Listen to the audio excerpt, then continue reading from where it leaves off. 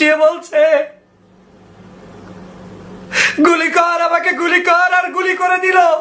প্রধানমন্ত্রীর এই বক্তব্য প্রত্যাহারের দাবি জানাই আমরা সবাই। যতদিন না পর্যন্ত আমাদের এক দফা এক দাবি পালন না হচ্ছে এবং প্রধানমন্ত্রী তার বক্তব্যের জন্য ক্ষমা প্রার্থনা না করছে, এই আন্দোলন চলবে। প্রধানমন্ত্রী আগামীতে আমার সন্তান কি করবে? আমার সন্তানের তো প্রাপ্য আছে, মেধাবী যখন হবে তখন আমার সন্তানের একটা সরকারি চাকরিজীবী আশা থাকে। বা আমি যে রিক্সা চালায়া আমার সন্তানক এত কষ্ট করে মানুষ করে মেধাবী ছাত্র বানায়া যদি তার চাকরি না হয়, সেও যদি রিক্সা চালায়, তাহলে এই শিক্ষার কোনো প্রয়োজন নেই আমাদের দেশে।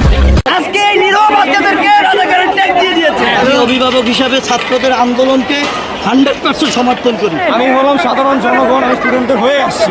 দেশের যে অবস্থা, আমাদের না বেরোলে হবে না। আমার মতো সকল অভিভাবকগণ এই বাচ্চাদের মুখের দিকে তাকায়।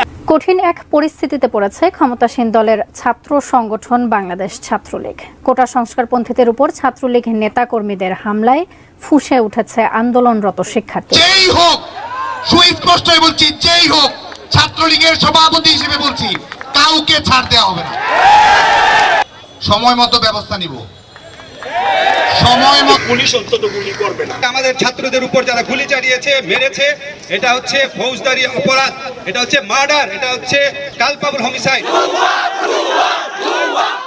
ভিসি স্যার যেহেতু ছিলেন না, আমরা প্রক্টরকে জানিয়ে এসেছি যে শিক্ষার্থীদেরকে মানে জোর করা যাবে না, ওদেরকে শারীরিকভাবেও বাধ্য করা যাবে না। মাকসুদুন নবী, চ্যানেল 24, ঢাকা। সম্মানিত বিয়াস, আসসালামু আলাইকুম। দেশে এবং প্রবাসে, দূরে এবং কাছে, যে যেখান থেকে আমার এই ভিডিও ক্লিপের সাথে সংযুক্ত হয়েছেন, সকলকে আন্তরিক শুভেচ্ছা, অভিনন্দন। সুপ্রিয় দর্শক শ্রোতা, শুরু থেকে কয়েকটি ভিডিও ক্লিপের অংশ দেখেছেন। দর্শক, বিশেষ কিছু অংশ বিশেষ দেখাইছি আজকের এই ভিডিও থেকে। সবগুলো ভিডিও আপনাদেরকে দেখাবো। দর্শক, আজকের এই ভিডিওটি দেখার জন্য যারা প্লে করেছেন, সবাইকে আমি অনুরোধ করব ধৈর্য সহকারে আজকের এই ভিডিওটি কন্টিনিউ করবেন, কারণ বিশেষ কিছু তথ্য আছে আজকের এই ভিডিওতে। সুপ্রিয় দর্শক শ্রোতা, আপনি যদি বাংলাদেশের একজন সুনাগরিক হয়ে থাকেন, অবশ্যই আপনার হয়তো জানা আছে আমাদের বাংলাদেশে এখন কোঠা আন্দোলন নিয়ে একটি রাজনীতি চাল চলতেছে। দর্শক, জানি না এই ঘটনাটি কত দূর যেয়ে গড়ায়। আমাদের মাননীয় প্রধানমন্ত্রী এমনই একটি কথা বলেছে যে নাকি দেশের গার্জিয়ান, যে নাকি দেশের মা বাপ, হত্যাকর্তা সবাই একাই তিনি। তো এমন একটি কথা বলেছে যার জন্য ছাত্র সমাজ পুরো গর্জে উঠেছে এবং সারা বাংলাদেশের ছাত্রছাত্রীরা গরম হয়ে গেছে। দর্শক, এই হচ্ছে আমাদের দেশের পরিস্থিতি, আপনারা ইতিমধ্যে অনেকেই জানেন। তো আমি বেশি কথা বাড়াবো না, চলুন সমূহগুলো ভিডিওগুলো আমরা একে একে দেখি। এদিকে আমাদের ব্যারিস্টার সুমন ভাই এই কোঠা আন্দোলনকারীকে নিয়ে কি বলেছে এবং বাংলাদেশ সরকারকে সুপ্রিম কোর্টে মামলা ডায়াল করে কি বলেছিল, আমরা সেই ভিডিওটিও দেখব। চলুন আমরা সেই ভিডিও ক্লিপটা দেখি, তারপরে ভিডিও শেষে গুরুত্বপূর্ণ আলোচনা থাকবে। অবশ্যই ধৈর্য সহকারে ভিডিওটি কন্টিনিউ করবেন। কথা অনেকে ভয়ে বলতে পারে না, এটা ভয়ের বাংলাদেশ হতে পারে না। জয়ের বাংলা ভয়ের বাংলা কেন হবে? গুটি কতক মানুষ এবং তাদেরকে ওই ট্যাগ মেরে যাচ্ছে, হয় বিএনপি নয় রাজাকার। এইগুলি আর কাজ করবে না ভাই। আমাদের নতুন প্রজন্ম যারা মুক্তিযুদ্ধের সময় জন্মও হয়নি, তারা অনেক স্মার্ট। তাদের কাছে যে একটা বাচ্চা ছেলে, ও যে এইভাবে দাঁড়ায় ছিল, ওকে নিরস্ত্র ছেলেকে গুলি করে মারছেন, এইটার জবাব কে দিবে? এই আমি সম্পূর্ণ সহমত। আপনি আমার পেজে যাবেন, ওখানে পরিষ্কার লেখা আছে আমি ছাত্রদের সঙ্গে। আর আপনারা যে এই যে একটা ন্যারেটিভ দিয়ে রাখছে তারা মুক্তিযুদ্ধ বনাম রাজাকার, এইটা হচ্ছে এদের পলিটিক্যাল একটা চাল। এটা দিয়ে এরা সব সময় মানুষকে ভাগ করে রাখে, এটা দিয়ে এরা চুপ করায় রাখে। এই খেলাই তারা খেলে যাচ্ছে মাসের পর মাস, বছরের পর বছর, যুগের পর যুগ। এবং এই জিনিসটাকে আপনারা হতে দেন। আপনারা মনে একটা ন্যায্য অধিকারের কথা জিজ্ঞেস করব, তখন বলে দেয় রাজাকার। এই যে কথাটা বলে, এই ব্যাস, কেউ রাজাকার তকমা চায় না, আমি তো চাই না। আমার দেশ অনেক কষ্ট করে স্বাধীন হয়, কে চায় এই তকমা পেতে? কিন্তু এটাকে ব্যবহার করা হয়। এই ব্যবহারের হাতটাকে এবার এই ছাত্ররা মুছড়ে দেওয়ার চেষ্টা করলো এবং আমার মনে হয় বাংলাদেশের মানুষেরও এটা মুছড়ে দেওয়া উচিত। তারা এটা হতে পারে না যে স্বাধীনতা যুদ্ধ ৭১-এই শেষ।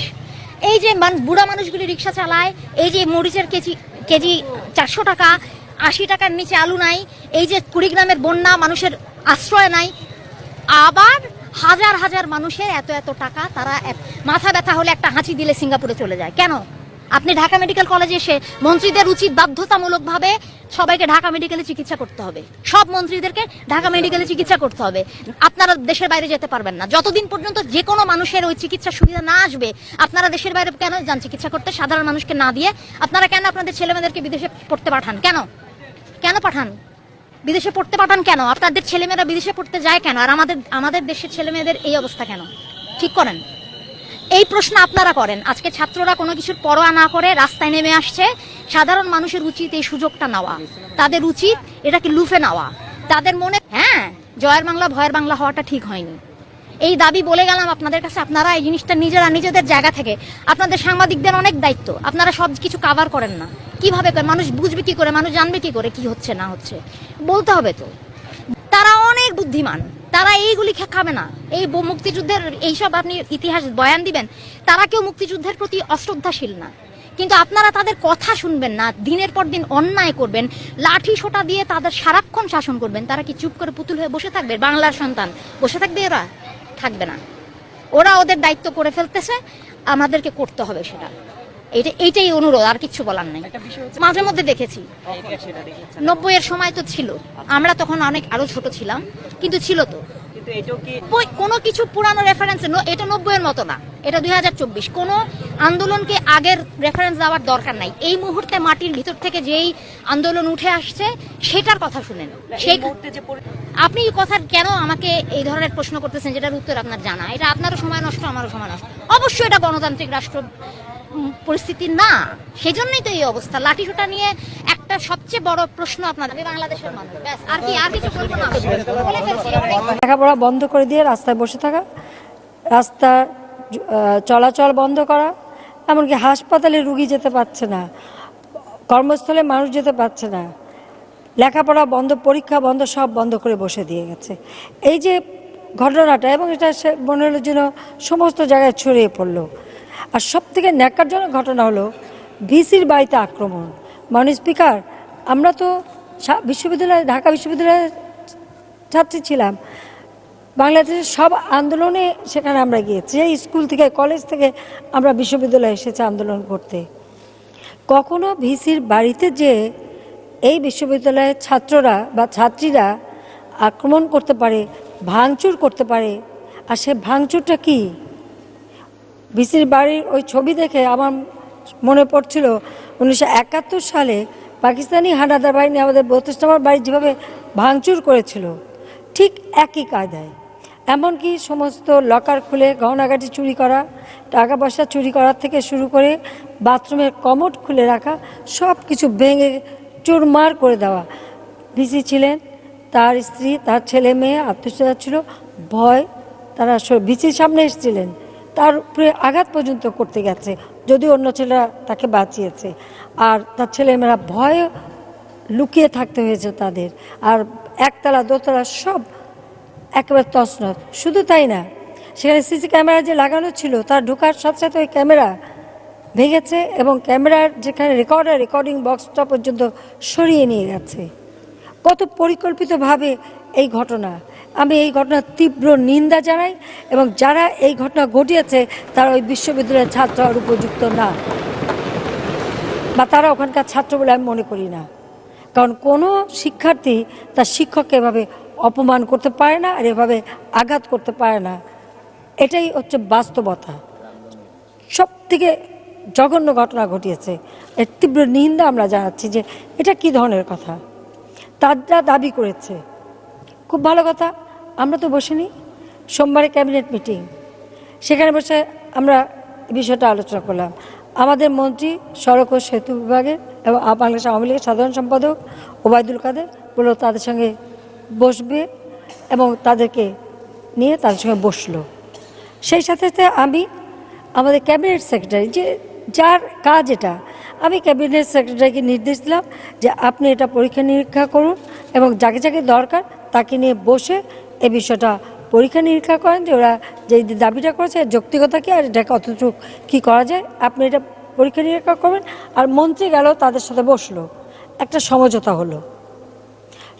হলো যে এটা তো পরীক্ষা নিরীক্ষা হচ্ছে এবং দেখা হচ্ছে যে কীভাবে হবে। কারণ এখানে ক্যাবিনেট সেক্রেটারি, জনপ্রশাসনের সচিব থেকে শুরু করে আর সংশ্লিষ্ট যারা তারাই বসবেন। এবং ক্যাবিনেট সেক্রেটারি নিজে যখন আমাদের ক্যাবিনেটের বিষয়টা প্রেসে তিনি বলেন, তখন এই কথাটা বলেও দিলেন যে এই নির্দেশটা আমরা দিয়েছি, যেটা পরীক্ষা নিরীক্ষা করে দেখার জন্য। অনেকে মেনে নিল, অনেকে মানল না। সেই সারা রাত প্রায় বেশ অনেক ছাত্রছাত্রী তারা টিএসসি পর্যন্ত সেখানে থেকে গেল। কেন? যখন একটা আলোচনা হচ্ছে, কথা হচ্ছে, তখন তারা এই আন্দোলন চালিয়ে যাবার কি যৌক্তিকতা থাকতে পারে? আর তাছাড়া ভিসির বাড়ি ভাঙা, রাস্তায় আগুন দেওয়া, এমনকি পহেলা বৈশাখ সবসময় চারুকলা ইনস্টিটিউট থেকে অনেক কিছু তৈরি করা হয়, মঙ্গল শোভাযাত্রা হয়, যে মঙ্গল শোভাযাত্রা আজকে আমরা ইউনেস্কো বিশ্ব ঐতিহ্যে যেটাকে স্বীকৃতি দিয়েছে, সেই জিনিসগুলি পুড়িয়ে টুড়িয়ে ভেঙে টুঙে সব তছনছ। এটা কি ধরনের কথা? ছাত্ররা এরকম ধ্বংসাত্মক কাজ করবে কেন? আর মেয়েরা যে হল থেকে বেরিয়ে চলে আসলো এই গভীর রাতে, এবং মাননীয় স্পিকার, আমি সারা রাত ঘুমাতে পারিনি, আমি বারবার ফোন করেছি। আমি প্রিয় দর্শক, ধৈর্য সহকারে যারা আমার এই ভিডিও ক্লিপটা দেখেছেন, আর হয়তো বা আপনাদের ভালো লেগেছে, আর যদি ভালো লেগে থাকে অবশ্যই আপনার মূল্যবান মতামত কমেন্ট বক্সে কমেন্ট করে জানাবেন। এবং ভিডিওটি যদি ভালো লাগে, চ্যানেলটিকে যদি সাবস্ক্রাইব করতে মন চায় অবশ্যই সাবস্ক্রাইব করে রাখবেন পরবর্তী ভিডিও পাওয়ার জন্য। দর্শক, আজকের মতো ভিডিও থেকে বিদায় নেব। সবাই ভালো থাকবেন, সুস্থ থাকবেন। আল্লাহ হাফেজ।